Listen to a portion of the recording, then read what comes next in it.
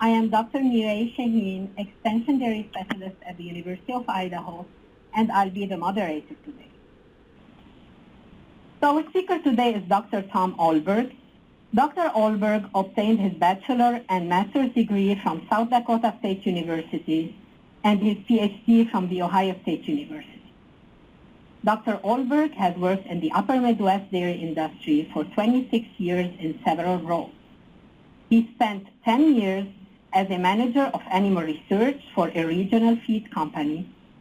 He led research efforts in the development of many animal nutrition products for dairy, beef, swine, and poultry that impacted U.S. and overseas operations for the feed company.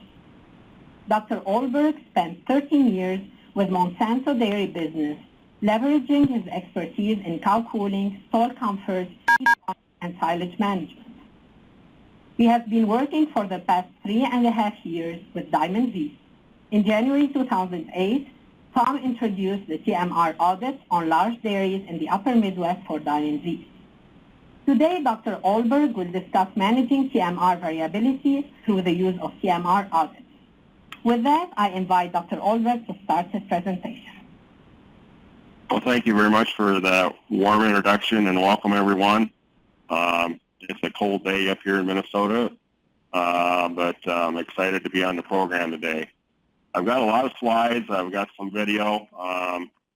So we're going to get started, and if you got questions, it sounds like we'll address those at the end. So basically, what we're going to cover today are what is a TMR audit, describe what we do. The crux of my talk is going to be covering the factors contributing to the TMR variation, covering management ingredient variation and shrink. Just a quick example on what we're seeing and how we can improve labor and fuel efficiencies, and just a little bit of information on our TMR audits over the years, for example, what mixers we're seeing and so forth. As we all know, there's 4 rations. There's a ration that's formulated, a ration that's mixed. The ration that's formulated is one on paper, and I see, a lot of folks spend time on that. There's a ration that the cow consumes, and then there's a ration that's pushed out. Basically, the difference between those two is the sorting. And we're going to talk how what we're seeing on these TMR audits, that the ration that cow consumes is often not the same as what's formulated. And a lot of times fingers get pointed to the wrong people. Nutritionists get blamed for things that are happening that they don't have control over. So I want to try to raise the awareness of some of those issues that happen between the ration that's formulated on the paper and what the cow consumes and what's pushed out. The TMR audit is a value-added service that we at Diamond V have been providing to our customers since January of 2008. We evaluate the feed, storage, preparation, the mixing and delivery of the TMR, ingredient variation in the areas of shrink, and then we look at utilization of labor and resources. And our ultimate goal is to reduce the variation on our TMRs and to improve the overall efficiency of the feeding operation. Some of the tools that we're using, the biggest one that we're using is the TMR shaker box, Penn State shaker box. We've been developing our database using the 3-screen shaker box. Recently, we've been working with the 4-screen, but we'll continue with this collecting data for 3 screens to add to our database. The 4-screen, we think maybe we can catch some of the minor variation that we're seeing in the grain mixes not well mixed. I don't have a complete answer on that yet. We take a lot of samples. We use in Ziploc bags. We use a stopwatch to time the timer or time the loader or the feeder when he's loading ingredients. We've used the U.S. standard grain sieves to monitor particle size in grains and also particle size on our super mixes or the commodity mixes that we see on farm. I don't have it shown here, but we do use an infrared camera. We've got 2 of these in Diamond V that we use these to show heating of silage, heating of feeds, heating of the TMR, just to help raise the awareness. And they've been very effective in getting producers to change behavior on feed bunk management or the feed out management on their bunkers. The other thing that we're looking at, or we encourage dairymen to utilize, are these feed software programs. The ones that we commonly see are Feed Supervisor up here in the Midwest that was developed in Wisconsin, TMR Tracker. Again, I believe that was developed in Wisconsin or headquartered in Wisconsin. Easy Feed, that's with Provo, DHI Provo, Utah. And Feed Watch is a dairy comp program. There's other programs out there. Some dairymen we found have developed their own. Key uses that we see that dairymen have on these feed softwares, they use it for tracking shrink and inventory, errors, loading errors. One area that I really like to focus in on is how much time does it take to load a TMR and when are they delivering the TMR to the pens. We find that's pretty important.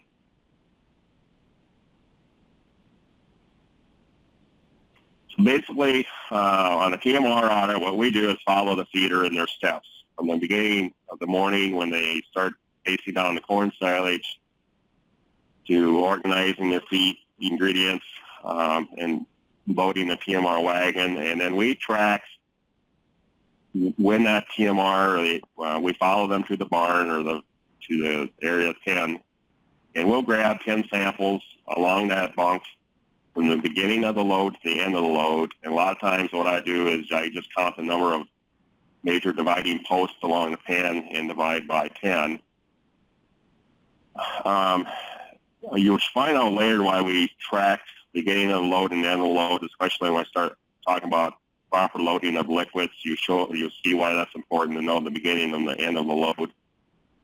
And we calculate an average. We'll shake each one of these samples, do a Penn State shaker box, calculate results. We calculate an average for your top, middle, and bottom screens, and then we calculate a coefficient of variation, which is standard deviation divided by the average. And in our survey of over 500 loads of TMR we've done over the last 4 years, the top 25% of the loads have a coefficient of variation of 3% or less in the middle and bottom screens of the Penn State shaker box. When we take the samples, I use a 1-quart scoop and grab the TMR and place it in a 1-quart size Ziploc bag, which usually results in about 3 to 500, I guess about a pound of feed. It's about roughly where it is to shake out. And that's worked out pretty well. Now, here I have 3 different charts of how we present this information to the dairyman and to the nutritionist. What we have here is a shaker box results we use a twin screw vertical wagon, and I got several points I want to make to these slides. First of all, here we have the bottom screen here, or the top screen, excuse me. It's about 5% here, the percentage on the vertical axis. Sample number along the horizontal axis, sample 1 through 10. So 1 would be the beginning of the load, 10 would be the end of the load, and 11 is the average. And you can see here we got the middle and bottom screens. And with a very consistent TMR, these lines will be very level and they'll be very straight with no waves in them. So what we see here, we got a twin screw vertical wagon, we've got a horizontal auger reel mixer, both very consistent. And also over here on your right hand side of the screen is a TMR, one of the most consistent TMRs I've ever seen. It was mixed not with a wagon, but with a payloader that was fitted with load cells on the loader, where this dairyman made a decision not to buy a wagon, but he would pile a load to feed into a commodity bay. You start out with small grain, protein mineral mix, followed by wet commodities. Finally, he topped the pile off with haylage and corn silage, and this was a 1,500 cow operation. There was 80,000 pounds of feed in the pile for each feeding. He had 2 feedings, And what he would do is take the payloader and turn this pile in different directions, 2 different directions, 5 times each. So he would go from the right to left and then left to right. And at the beginning, it looked like this was going to be a disaster, but at the end, you could see how the feed was blending together. And what we learned from this, that feed mixes when it's falling together. Very critical. And I'll show you some video to demonstrate this more importantly. So this is a key concept to understand. And mixing of feed happens when it's falling together. So a feed particles mix and falling together at the same time. Any ingredient or process that interferes with that will affect your consistency. And I'll give you a quick example of that. If you've got alfalfa squares, like here in the Midwest, they're really tough. A lot of times we add them at the beginning of the load and try to get them processed to 6 to 7 inches long. And then if you don't do that, it's very hard to blend corn grain particles with the alfalfa squares. They just don't blend very well.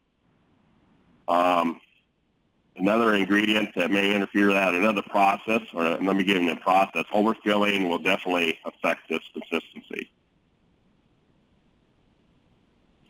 Here's another way of looking at our data, just summarizing it. Earlier on, we put a line that's just on the vertical axis. Here we got variation, or percent. I've got the actual averages of each screen, the top, the middle, and the bottom. Then we've actually calculated CVs here. And you can see here, we get very nice CVs here on these loads. And at the red line here is 5% coefficient variation less. This is earlier on. We probably will adjust this down to 3% to give us an idea of where we're at with our mixes.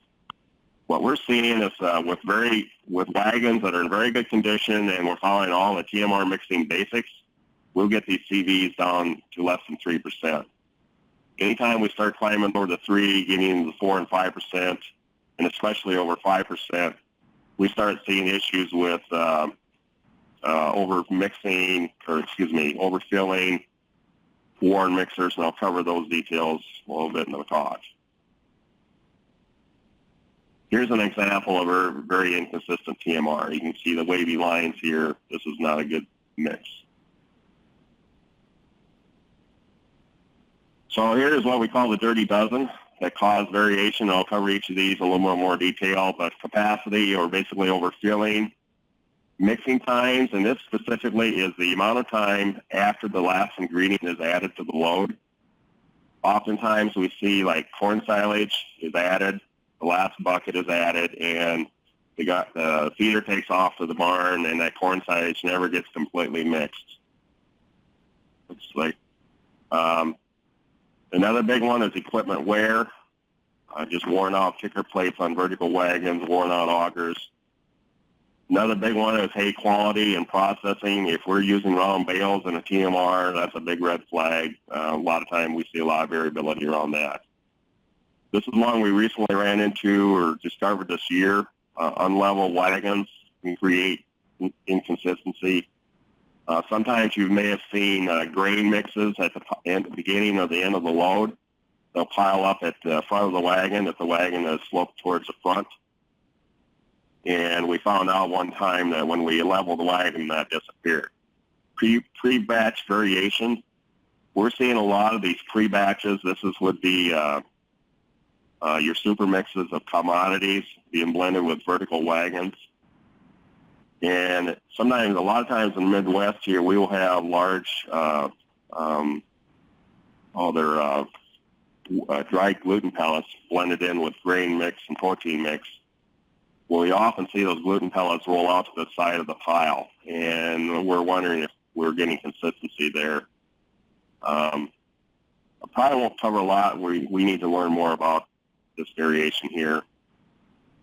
Another issue we ran into is that when these rations get really dense, beyond 30 pounds per cubic foot, we notice that our vertical wagons stop mixing. They're not as effective. And so we've added hay or straw in there to get them mixed more effectively. And we still need to learn more about this. Grain particle size, that's just basically not getting the corn ground fine consistently, worn out hammer mills or roller mills.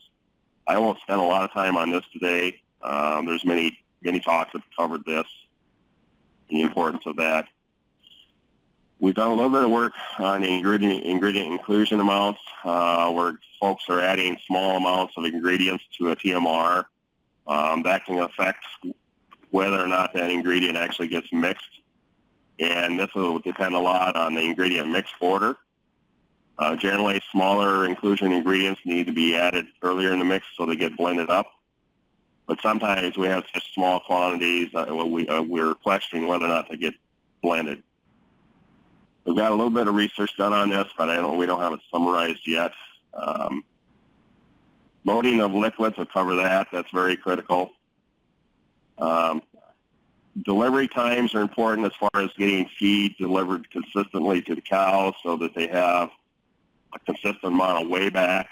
I will not talk a lot about this today, but I'll give an example. We were on a dairy where we did an audit for 3 consecutive days.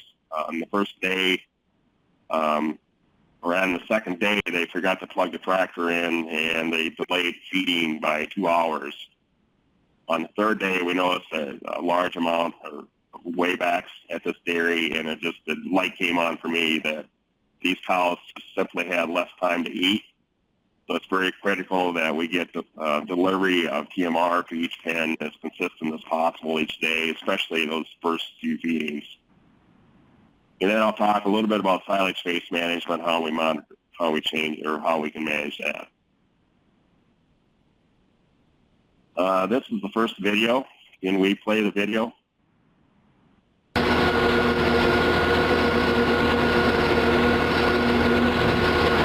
this is a horizontal reel wagon. It's filled with Feedlot. You can see it. Very tight juncture between rails here. We added in high moisture corn.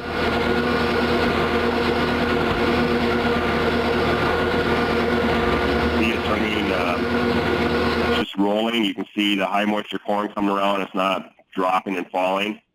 And so this wagon is clearly overfilled. Can you see it video streaming? So I got the arrow. There's no clearance between these rails here and the feed. And we're just about done with the video. But this is an example of a horizontal reel auger being overfilled. You can see there's no clearance here. And the high moisture corn is actually getting packed into the wet silage. All right, we can go to, I believe that's the next video that shows the proper mixing of let me advance the slide here. So video 2. So here you notice that there's a nice clearance between the rails and TMR. And the TMR is following the basic rule of feed falling together. And that's where we get mixing action. So this is on a real auger wagon. Now these particular wagons are very good wagons. They have very tight clearance of the rails. And you can close that video. You have a tight juncture between the rails and the bottom of the wagon, and also the augers are tight. The challenge with them, they get overfilled quite easily, especially if you have a lot of wet ingredients. The feedlot industry learned when they're feeding up to 35–40% wet distillers, they can only load these wagons to about 55% capacity. So they've gone to either vertical wagons or 4-auger wagons to eliminate this problem. The flip side of this is these wagons do a very nice job of mixing small batches. In some of our really large dairies, they will use these particular wagons to feed your dry cows, heifers, smaller groups, and use the large vertical wagons to feed the large lactation pens. So there's advantages and disadvantages of this particular wagon. So this is a cutout view of a vertical auger on a This is off the Supreme International website. And you can notice the sliding, the pitch of the sliding, and also the distance between each of these slidings will affect how the feed is mixed. And over here to the left here, you see what we call a kicker plate. It's raised here, and also the distance between the end of that kicker plate and the wall is very critical as far as mixing efficiency. Oftentimes when this wears down, there's a tremendous amount of pressure here at the bottom of the auger. But the end of this kicker plate and the height of it will get wore down. And when they have a worn wagon, you'll see a feed ring all the way around the inside edge of this wall of the wagon. So what this kicker plate does, it lifts the feed, pulls the feed in towards the center of the screw, and the feed comes up and boils out and down, goes in a rolling action. If you were to throw a pop bottle in here, it would suck it down and then pull it up elsewhere in the wagon. Most of the time on these augers, you can fill them to the top of the metal, but it really depends on the type of auger. Now, Supreme has two types of augers. One they call a Feedlot. I believe that's in the next slide. This is what you call a Feedlot auger. It's got a very tight pitch. There's actually no cutters on this auger. It is used in TMRs where basically all the forages have been processed ahead of time. The hay is cut or been ground. You have corn silage and haylage processed ahead of time. Pretty steep pitch on these augers. They're short. They can really do a nice job of mixing the TMR. I just did some work with a twin screw auger, Supreme. It was a twin screw model 1400T truck mount. They had a load that was 30,000 pounds filled right to the top of the metal on the wagon, and it did an excellent job of mixing. It did just as well as a 20,000 pound load. Now the other auger that Supreme has, and I don't know if all wagons have these different augers, but just to make you aware of what Supreme does. This one here is a forage processing auger. You notice it's taller, narrower, sliding. It's more like a fine thread screw versus a coarse thread screw on the feedlot. This one will cut forage, and you can see the knives here on the sides here. So that's some differences there. And this auger here will mix a little bit differently than your feedlot auger. And as far as mixing volume, I'm not real sure, but I would guess you could probably mix to the top of the metal on this particular wagon and still get a pretty good mix. A lot of times we see the wagon filled over the top of the rubber and overflowing. That we know is too much. So overfilling causes TMR variation. This is a Q-Knight real auger, a model 3700. You can see it's just packed here. What we saw with this particular one is divergence in the bottom screen of the box, in the middle screen, top screen, not a lot of variation here, but the middle screens and bottom screens are the ones that we pay attention to on lactation mixes because they're pretty, that runs in the 40 to 50%. The top screen runs at about 5%, and any little change here creates a tremendous amount of variation that's probably not real. So we don't use the top screen unless it's a dry cow mix or a heifer mix. We have a larger percentage on the top screen. So on this particular wagon, we cut back the load size, and we were able to change these lines a little bit, although not perfect, but we got them a little more consistent. I just showed that with the shaker box. Here again, you can see these results on the CVs here in the middle here. We dropped it from about 13% to a little over 6. Still not perfect, but even on the bottom screen, we got the variation down by cutting load size back. We did some chemical analysis. The blue bars are overfilled. The purple bars are normal filled. On our critical components like crude protein, we cut our variation to almost half. ADF and NDF, we reduced the variation. Starch. Fat was an anomaly. It didn't quite fit. I'm not sure why. ash, which is our minerals, and I really key on this, especially for your dry cow mixes. Actually, any cow mix, your minerals, you've got less variability by not overfilling. This here is a photograph. You can actually see it's kind of blurred. It's actually a photograph of a video, but this is the flip side of overfilling wagons. This is where underfilling vertical wagons can create problems.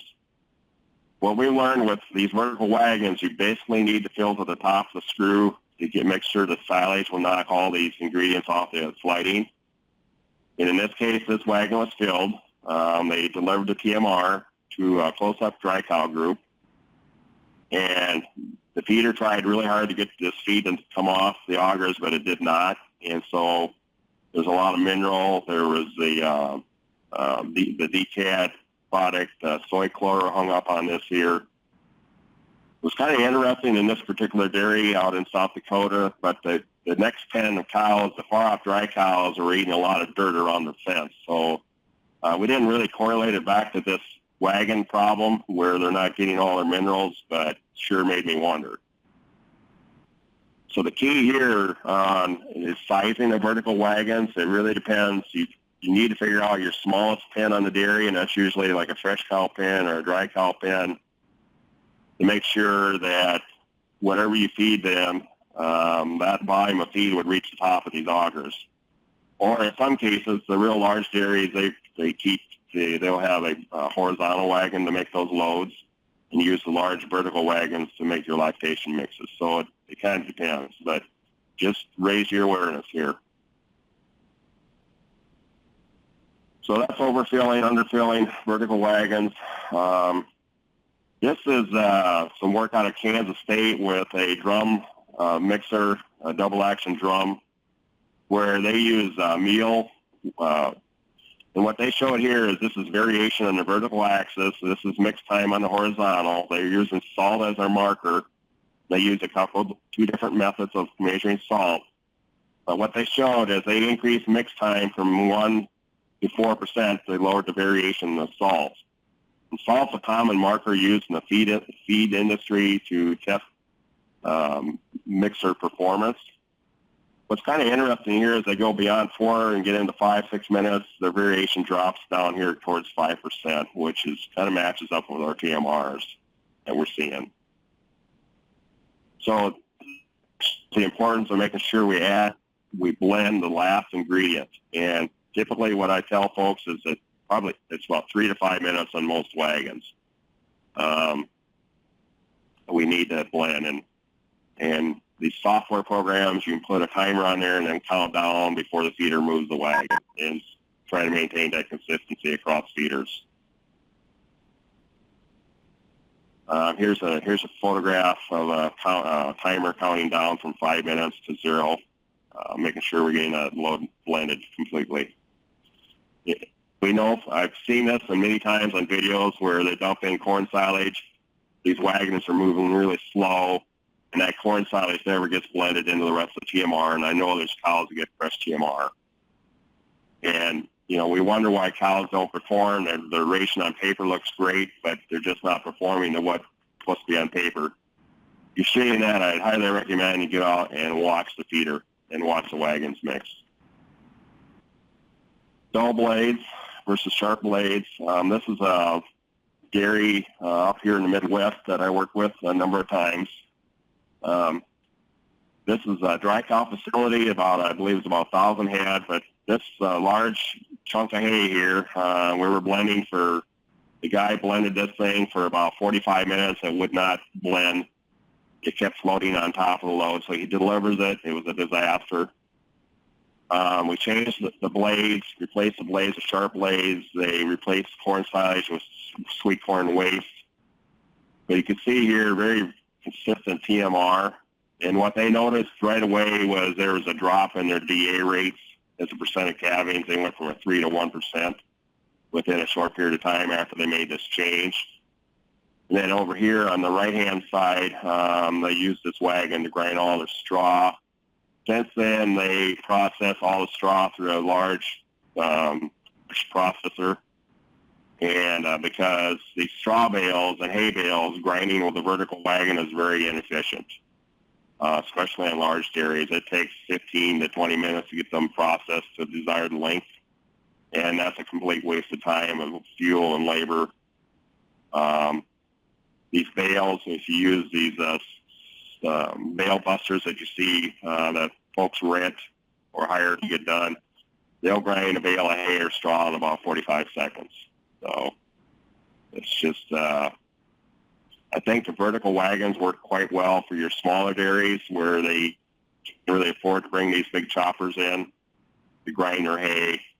But in really large operations, it just doesn't make sense. It's very inefficient. This is where on a, is this a video?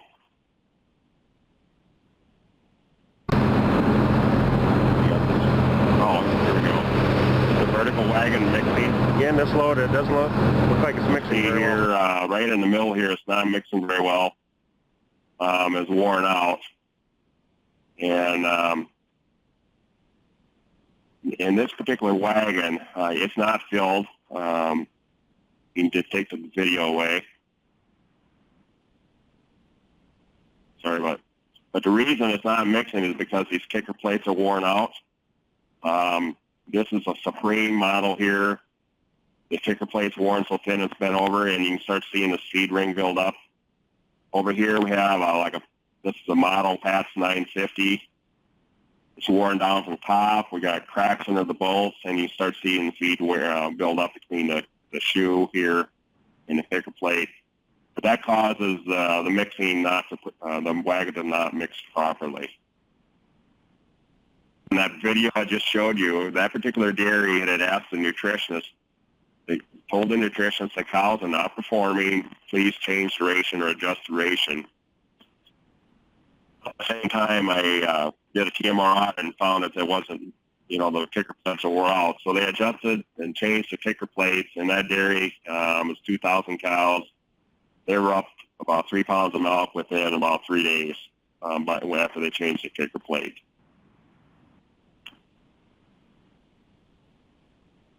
Video 4, can you play this video, please? You can see the augers are getting a little war. We got feed on the bottom.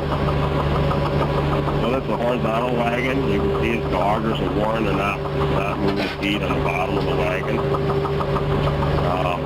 Just simply getting up on top and watching the wagon before it loads, you can see this wear. I tell dairymen and I tell nutritionists, a lot of nutritionists that, what happens if we were mixing up a dry cow mix with this particular wagon? Where would all the minerals go with all this wear? I think they would probably settle out on the bottom of this wagon. So that gives you a little bit of insight to what can happen with worn out mixers. Next slide here. This is a vertical wagon where we're blending a tough alfalfa round bale. What happened here is there was a core, the inner core of the alfalfa bale that's going around, and it's just floating.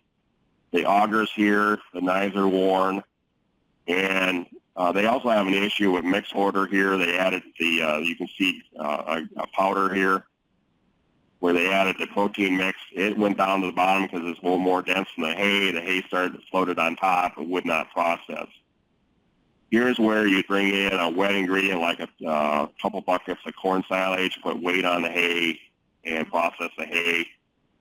And in this situation, then the next thing, is to replace the blades on this wagon to improve your processing of the hay. But I spent 20 minutes watching this hay bale getting ground and never did grind the core. Yeah, I'll move to the next slide. I'm sure many of you have walked bunks and seen these clumps of haylage. I can assure you that this is not normal. However, in the dairy industry, particularly where I work in the upper Midwest, this has become so normal, and this abnormal has become so, the abnormal has become normal. But there's a problem here. This haylage not getting processed. Here we can change the mix order, move it up into mix order, so maybe give it a little more time to get processed, but that creates some problem. If you would like to play this video, this is a fresh cow pen. Cows are averaging about 20 days off. They just delivered this TMR. You notice this cow over here is eating hay. And her pen mate right next to her, she's going through and eating the grain. And the TMR is very inconsistently mixed. You can see the hay is actually floating on top. Looks like it's almost top dressed. But tremendous variability here in this TMR, resulting in differences in these cows. The one cow is going to get all forage, one is going to all grain, and we wonder why we have inconsistent fresh cow starts. But this is a mediocre managed dairy, and they just don't spend enough time watching the feed mixing.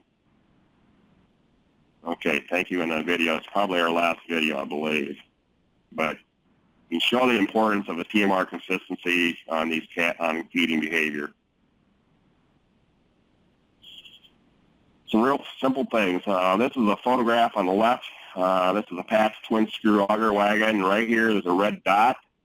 That's where the feeder ought to line the center of this payloader up on this dot, and he did so over here. But before he did that, the feed got dumped on top of the auger and went around and around until the wagon got filled with corn silage and haylage. It knocked the feed off, but by then it was too late. This haylage and this hay did not get processed very well. And we saw that on the TMR. We pulled out hay particles that were normally processed the way we'd like, about the width of a cow's mouth, and then we saw really long particles of hay. And they will sort these out. One exception of this would be baleage. Cows tend to eat the large pieces of baleage. But on hay here, they'll sort this out, and this is problematic. This is an audit I did this fall with a nutritionist up here in Minnesota. So this guy was loading his hay into the wagon, a vertical wagon. He would then load in all of his other ingredients, and he wasn't getting the hay processed correctly, and we're ending up with these hay clumps.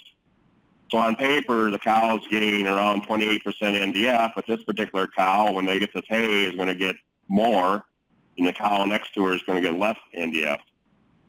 And here's the way back of this particular pen.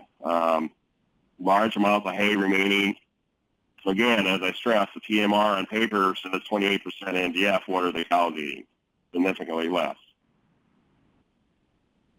So we did some work with this particular dairy, and we had to go in baby steps here to get this dairyman convinced to change behavior. So what we did is, if you go back to this wagon, these vertical wagons will have little bars on the side that they call forage restrictors. They'll have one on this corner and maybe one over here on the other side. There's a new wagon I saw that has 4 of them, but they move these bars in. They're called forage restrictors to help process the hay. And so this dairyman was not doing that, so we did some work with this. So the first load we mixed for a minute with the restrictors, forage restrictors out, and did a shaker box. Here's the top screen if you want to focus there. The load 3, we mixed for 3 minutes, left the restrictors out again. Again, we didn't change the top of the screen, but we mixed longer, showing the dairyman that we're not breaking up the forage too bad. And finally, on load 4, we put the restrictors in and blended the hay here. And again, we didn't show a huge change in the percent in the top screen. So we got this dairyman convinced that he needs to run the wagon a little longer. And actually what we did convince him to do was load all these hay into the first load for the day. His total allotment of hay for the entire day, put it in the first load and grind it all at once. And then he dumped it out and put it in a pile. And then he loaded, for each load of TMR, he would load the amount of hay he would need. It was already processed and cut. And by doing that, he was able to load it faster more accurately, and he had a more consistent mix of TMR. And when he did that, the nutritionist reported back to me. We'll skip this slide. The nutritionist reported back to me his fat test went from a 3.6 to 3.9 within a week or two, and his protein test moved up from a 3.0 to 3.15. But we got that hay more consistent. We didn't see those clumps of hay by allowing him to process his hay at the first thing in the morning. Made his TMR loading program more efficient. He was more effective by doing that. So there's an example of how we changed just the use of fuel and labor and changing the routine a little bit to make him a little more efficient and more consistent on the TMR.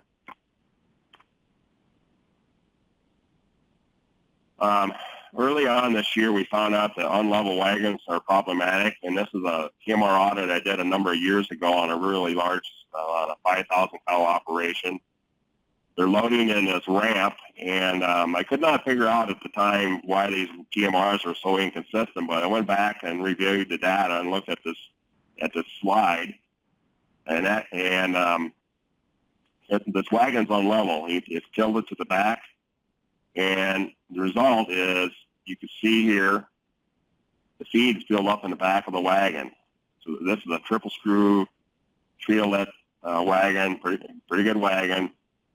But what we saw with all these loads, I did 7 loads that particular day, was these diverging lines between the bottom screen and the middle screen, every load, and causing tremendous inconsistency. You can see this on every load. At the time, 3 or 4 years ago, I didn't know what this is, but that's an unlevel wagon. And you can see the variation here well above our 5% mark here on a lot of these loads. So making sure the wagon is level is critical. Mix order. This is a really complicated area. There's really no right or wrong area, but it really depends on the feeder. Primarily, it depends on the type of wagon. A vertical wagon, if you're processing hay, the hay will go in first, followed by your smaller inclusion ingredients, and then usually haylage, corn silage. It's usually added at last. Sure, that's right. On horse wagons, particularly a real auger wagon, you're going to need to add grain or a mineral mix first prior to adding hay, because the hay will wrap around the augers. Just the stuff that we learned. And a lot of times when these farmers or dairymen get a new wagon, they have to play around and experiment a little bit to get this mix order fine-tuned. But we do have the tools now to measure consistency, and that would be the shaker box. And so we've gotten these guys to test each load several times along the bunk to make sure it's consistent, and by tweaking the mix order here, they can get that consistency improved. Liquid supplements. I got several cases where by adding liquid supplements improperly on a wagon can cause tremendous variability.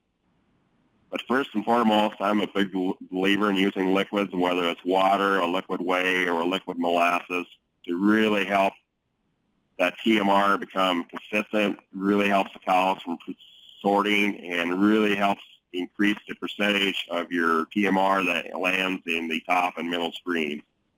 I'm a real big believer in getting that middle screen of your shaker box to a pretty high level. And theoretically, you're trying to get all your particle sizes into that middle screen so they can't sort. I don't have the camera angle right on this truck. I took it out of the picture, took it out of the window of my truck. It was a 20 below zero day that day up in Minnesota here. But this truck was actually tilted forward. The guy was loading liquid. He only mixed for about a minute. And what we saw on all 4 loads that we checked was this change in the TMR. And I noticed right away when I sampled the beginning of the load, on load 1 here, versus the end of the load. The front of the load here was very wet, and the load was really dry. So you can see here on the middle bars, which are purple, I started out high, ended up low, whereas the bottom screen did the opposite. So over here, we got a really wet TMR, hard for the cows to sort, and over here it's a really dry TMR at the end of the load. So now you understand why we really are fussy about when the load, the front of the load and the end of the load. And what was amazing was on all four of these loads, we saw the same pattern. Just because several things. One, the liquid was not added to a level wagon, probably was not on center, and he did not mix long enough. Tremendous inconsistency here. And here you can see the CVs here on the middle screen and bottom screen, well above our 5% mark, and actually a 3% mark that we're talking about now. Some of the more inconsistent TMRs I've seen. Now these CVs are based on a 3 sample, so they're somewhat elevated, but so just be a little careful there. This is probably my classic example of a liquid. This was added on a TMR wagon. It was added at the beginning of the load here, and it's represented by the solid lines. And the nutritionist and dairyman said, hey, we got a very inconsistent TMR. We can't figure it out. And so they're loading liquid on the front, beginning of the load. And by the end of the load, we could see the middle screen going down and the bottom screen going up. And all we did was move ahead 2 feet on this wagon. It's a twin screw vertical. And we dropped the liquid right between 2 augers, right on center. And mixed this for the same amount of time and sampled this TMR at 10 spots. And that's shown by the dotted lines. Again, you can see a very consistent TMR. Within a week or so, this herd of 1,000 cows is up 2 pounds of milk. Here's another example of a wagon being loaded at the back with a liquid product that has protein in it. And not only did we do the shaker box, which shows up not very dramatically here, but we also monitored moisture level, which is in this here, and I'll go to the next chart to really demonstrate that better. So here, beginning of the load to the end of the load, you see a tremendous change in moisture by about 3 percentage units. Also, protein changed by about 2.5 to 3 units from one end of the bunk to the other. Over here, I believe is ADF changed a little bit, but you know, most nutritionists get pretty excited when you see this kind of variability in a TMR from one end of the bunk to the other. We made some other adjustments in this TMR. We got the hay process better, changed the mix order in one of the ingredients, and within a couple of weeks, this herd went up 4 units in fat test. The scariest part of this whole deal on this particular TMR on this dairy, a year later, they changed feeders. The herd went up 8 pounds. It's hard to document all these things on a dairy because you don't have side-by-side comparisons on what other changes occurred. But the nutritionist has been pretty, communicates a lot with me, and he's pretty convinced that it was he wasn't aware of a lot of the other changes in the ration, but that's just huge. And we've heard this before on the other cases, but I guess I wouldn't go out and say that TMR audit is going to create this much change in milk production, but I would say somewhere in the neighborhood of 1 to 3 pounds that we'll see a lot of these audits. It's all anecdotal evidence. We don't really have any university research comparing side by side, but we run enough of these that we see these changes pretty quickly over time. So what we propose when we're adding liquid, a lot of times these liquids are added with one pipe, as you saw in those previous charts. Excuse me here. Here we have what we call a spray bar or a spray manifold. It's a 4-inch diameter pipe. We don't have the proper parts here. There should be an actual T here. My colleague made this from his garage parts. So we didn't have a T here, but here we have 2 rows of holes, about 3/4 to 1 inch in diameter along the bottom of this pipe. And here you can see how the spray bar makes that liquid application more uniform. We want it to be right in center of the wagon from side to side and from end to end. We want to be in the center. And this is on a twin screw vertical, but we've also seen this in horizontal wagons. So you got to be between the augers or the augers and the reels.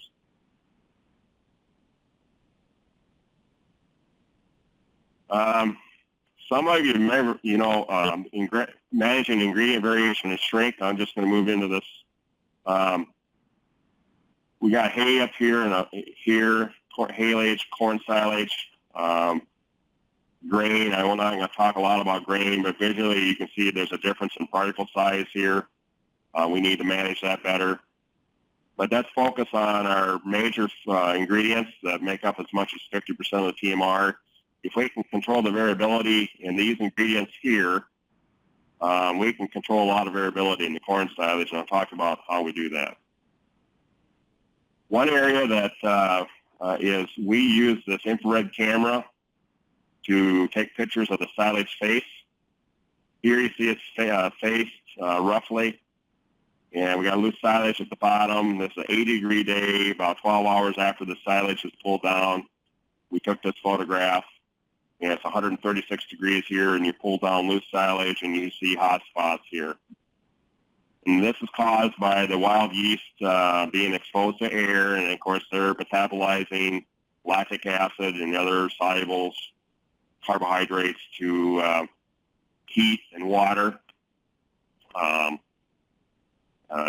decreasing the energy available for cows. The silage will heat up in your TMR, making a musty smelling, and we've seen the cows sort around these hot spots in the TMR. So my colleagues, a year later, did this load experiment where we did a rough face here with a skid steer loader, smooth face with one of our grinders, and they took this video 6 hours later, and again you can see the loose silage heating up, and the really smooth vertical silage is staying very cool. So our goal on silage face management to reduce shrink is, number one, make sure the silage pile is faced vertically and as smooth as you can. One exception to that would be the easy rakes. I'll talk about those in a bit. And then the other thing is, at the end of feeding, we want all this loose silage or as much of it fed up as possible, so we don't have this excessive heating. Even on a day like today here in Minnesota, where it's 20 degrees, we can get heating of the silage still going on.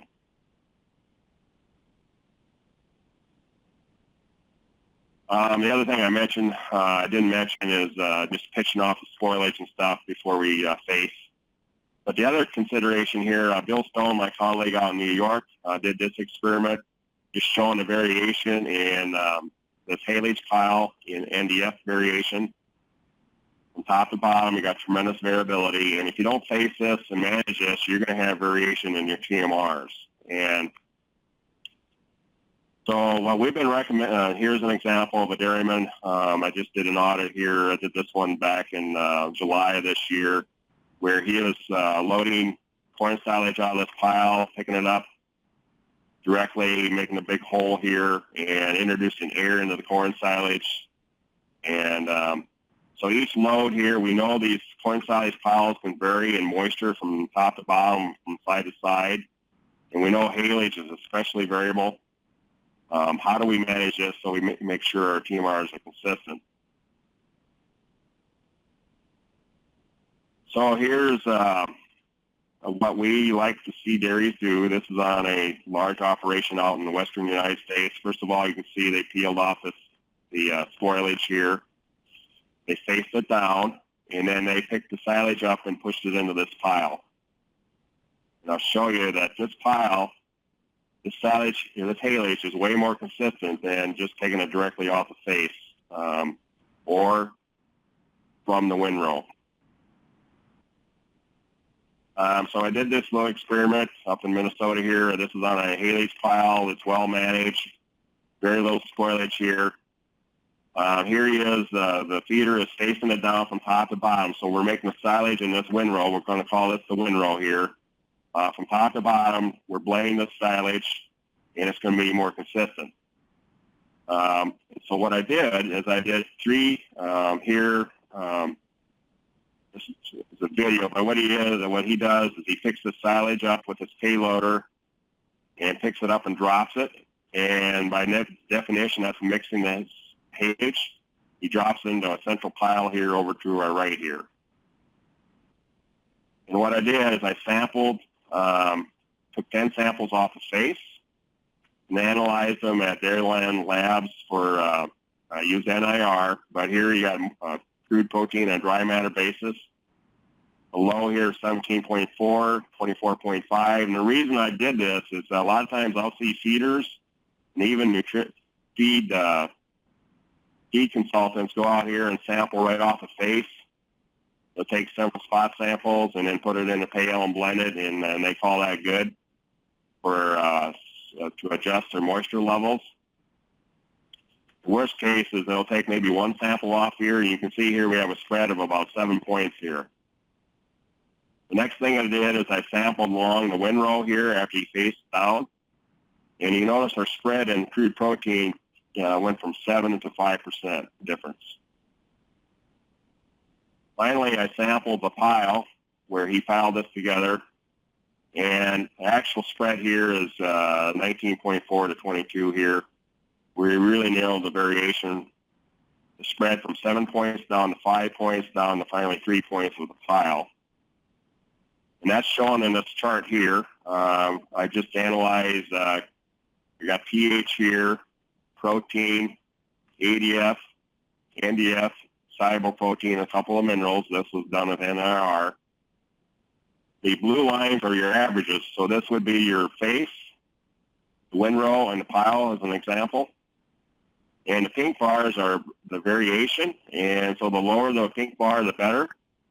And you can see as we move from the face, the windrow, to the pile, we got a decline in the variability of crude protein, decline in the variability of the ADF, NDF, soluble protein, and a couple of minerals. I didn't do pH, but we don't really pay a whole lot of attention to that when we're feeding. But it just shows you that blending this, picking this silage up and dropping it is a mixing action and causes the variation. So it comes back to the gentleman by the name of Deming that went over to Toyota, and Toyota at the time was checking every car at the end of the manufacturing process, and they would check it and they'd find a car that didn't meet specs, so they found out it was very costly. So Deming figured out that we needed to change the variability of all the inputs. So made sure our parts going into the car were consistent and good. And we're doing the same thing here with our TMR here, making sure our silage and haylage are consistent before we go into the TMR. So as the payloader or the guy loading the feed, I'm going to go back a slide.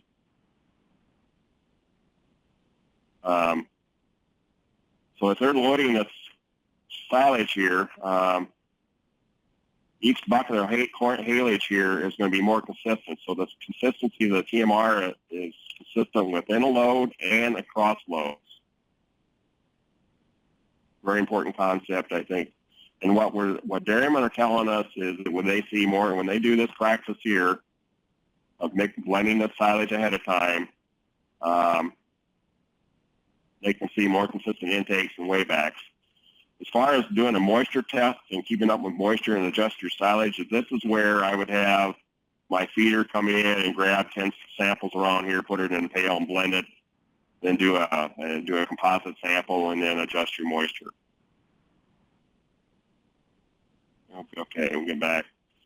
So when I drive on a dairy, here's my expectations of what the silage pile should look like. I got it all face down in a central pile and before the feeder starts.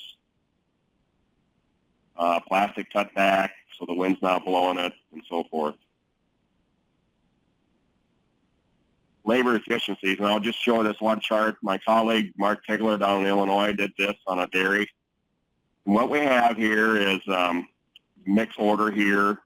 Here is the layout of the feed center, and the red spots dictate where the wagon was. So he loaded all of his commodities, all 6 of them, where it's a wagon parked here. Then he moved the wagon over to the corn silage pile. He walked back and got the payloader, drove it back, loaded the corn silage, drove the payloader back to here and parked, walked back here and got his wagon, and then parked it over here and started loading all of his uprates. That whole process took about 55 minutes to load all these ingredients. So what Mark did, and what we've been highly recommending on the slide, he took these 6 ingredients up here and blended them into a super mix. So now he changed his parking. He parked right here, loaded the super mix into here, then drove over here, got actually Silage next. Then he parked last here to corn silage, added the corn silage last, and drove on to the to unload. This took about 35 minutes loading time, and actually a little less. In some of these dairies where we have these super mixes, we're down to 4 ingredients. We're parked in one, load the wagon in 10 to 12 minutes. And then some operations were over an hour. So you can see a tremendous amount of variability. A lot of times these wagons are running while they're loading. They're running at high speeds, just over processing. That's another area. While they're loading, turn the PTOs down to about 1,000 to 1,400 RPMs. Then on the last 3 minutes of mixing, we'll crank it up to 1. We still don't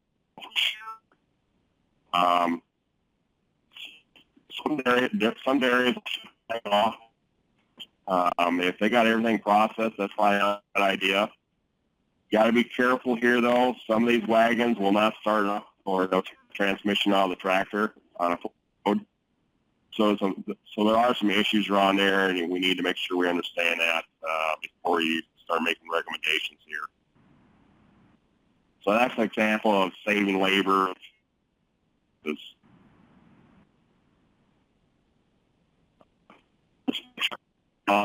use a stopwatch, watch the feeder make every step of loading, and we track. So we've got pretty good data on how long it takes to load a bucket of corn silage and so forth. I'm going to start here. This is a summary of our TMR audits. So I started this process in January 2008 and took all the key learnings from that audit, put into the seminar today, and then we trained all the other sales representatives and feed dairy representatives in Diamond V to do these audits. They in turn sent me all their data, and we summarized that into one large spreadsheet. Well, again, I said we got over 500 loads of TMR we've tested, and that does not include California and in Michigan. I have not gotten that data yet, but I would guess each of those two folks have that's probably 200 loads of TMR by themselves. This is just a pie chart of where we conducted the TMR audits. You can see we've done a lot in the Midwest, Minnesota, but we've done pretty much across all the major dairy areas in the United States, to the Northwest, the Midwest, the Southeast, and the Northeastern United States, and in Texas as well. Here's the types. These are types of wagons tested, and this data here now, you got to be careful on this. This is on herds. I would say 300 cows would have been the smallest herd tested. So on these larger herds, and the most popular wagon we see there is a twin screw vertical wagon, V2. About 62% of the total rations mixed are with these. We see also the horizontal reel and horizontal, the 4 auger. That's the 4 auger. You see a fair amount of those, especially up here in the Midwest. Here's the brands. Again, on those larger herds, Supreme is making up about 25%. Q-Night, these are the top 10 TMR wagons we've got identified. Q-Night horizontal, Q-Night vertical. Again, this data is a little bit biased because I've done a lot of the TMR audits myself up here in the upper Midwest. You can see Penta, Rotomix, we see those a lot out in California in the West. Supreme, my colleague in California says Supreme and Kirby's are your two big wagons out there. Lowen, we'll see out in the Texas area. Hats we see in the upper Midwest. Econ we kind of see in the eastern half of the United States, and they're sort of all over. But Supreme seems to be the wagon that we see most often. Most of the rations were lactation mixes. You can see this here. We've done a few dry cow mixes and fresh cows.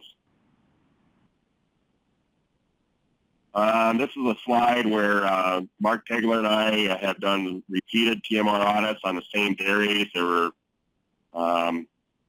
75 out of the 514 loads of TMR were done on these dairies over time. And what was encouraging, it's kind of noisy here, but from 2009 or 2000, I believe that's 2009 or 10, I'm not sure what that date means there, to 2011, with these repeated audits, we're seeing a downward trend in the variability, indicating that our dairies are implementing our ideas and improving their consistency. And particularly when you go within a dairy, we're seeing a very consistent improvement in consistency. This is just a histogram of looking at the middle screen, your CVs on the Penn State shaker box categorized here. I would say right here at about 3 and less is the top 25% here. The top 50% are right in here. And then these variabilities way up here really has nothing to do with the wagon types or the brands. It has to do with the failing, not abiding by the TMR mixing basics. Overfilling, worn out wagons, not mixing long enough with unlevel wagons, liquid not adding correctly has caused all this variation to the right here, both for the middle screen and the bottom screen that you see here.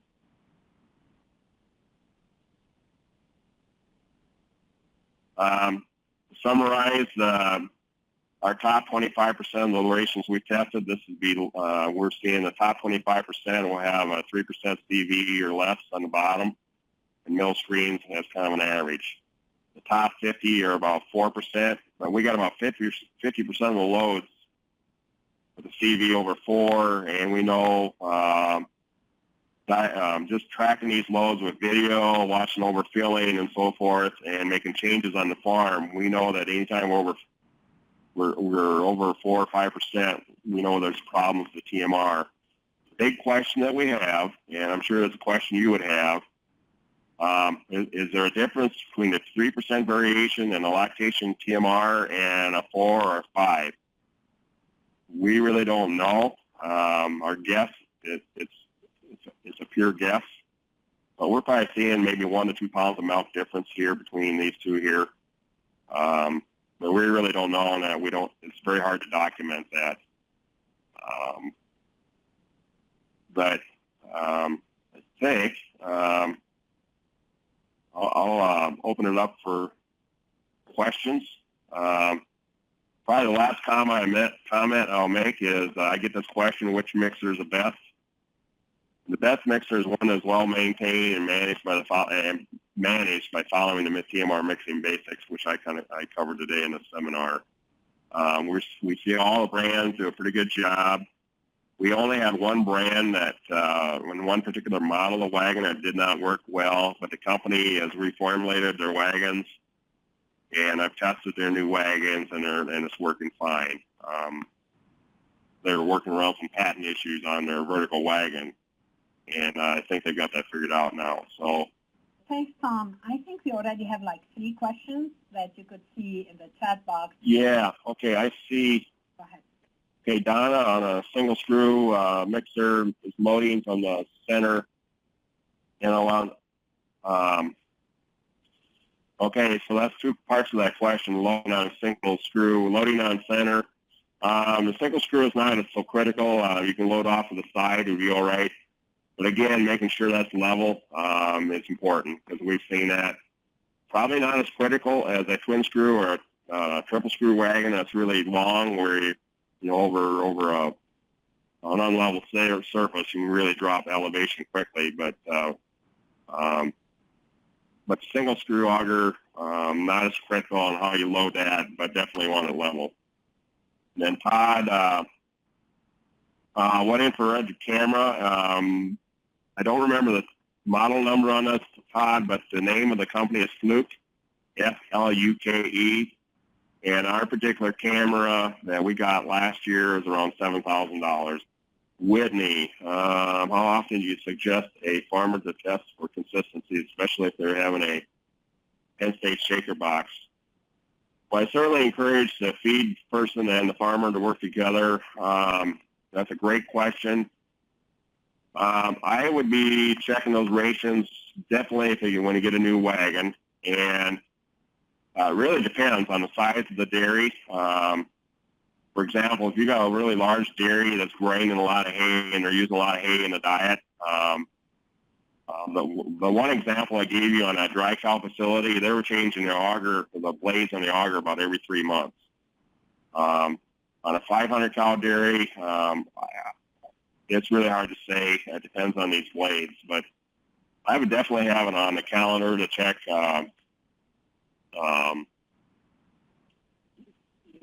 Probably quarterly at least, if not monthly. Check your blade sharpness. You know, it's not that.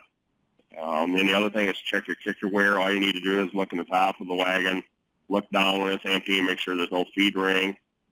And then the other area where I would suggest checking consistency, if there's a major change in ration, like you're switching out some haylage, or hay, different style or qualities of hay. If you're going from square bales to round bales, that would be a great opportunity to do some testing. And for dairymen, I would recommend, I don't expect them to do 10 samples. That'd be more the feed rep to do something like that, or maybe even having the Diamond V rep to come out if they're a customer. Bart, do you think the kicker plates are needed for a consistent mix? Not every wagon has those, and that's a great question. Some of the wagons have the bottom flighting tilted down, and that's a different style kicker plate. They're getting around the patent issues. So you can know they have some type of deflection or some type of a kicker plate on those on that bottom deflector plate. And the ones where we've seen deflected down, they actually can get wore back, and you can see the feed build up underneath the auger. And my colleague David Green down in Tennessee saw this. There was like 4 inches of feed on the bottom of the wagon right below that bottom plate. So to answer your question, we got now your plates properly maintained on all wagons, on all verticals.